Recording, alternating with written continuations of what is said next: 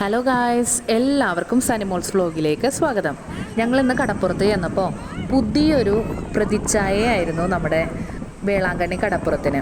കാരണം എന്നാന്ന് വെച്ച് കഴിഞ്ഞാൽ കടപ്പുറത്ത് പുതുതായിട്ട് പുലിമുട്ടുകൾ സ്ഥാപിച്ചുകൊണ്ടിരിക്കുകയാണ്. ഈ സംരക്ഷണ സംവിധാനത്തിൻ്റെ ഏറ്റവും വലിയ വിശേഷം എന്താണെന്ന് വെച്ച് കഴിഞ്ഞാൽ അത് തിരമാലകളെ ചെറുക്കും. അതുപോലെ തന്നെ ആ തിരമാലകളെ ചെറുക്കുന്നതിലൂടെ നമ്മുടെ വേളാങ്കണ്ണിയുടെ തീര സൗന്ദര്യം അത് കാത്തു പരിപാലിക്കും. അതുപോലെ തന്നെ നമ്മൾ തീർത്ഥാടകരായിട്ട് ചെല്ലുന്ന നമ്മളുടെ എല്ലാം സുരക്ഷയ്ക്കും അത് വലിയ സഹായകമാകും.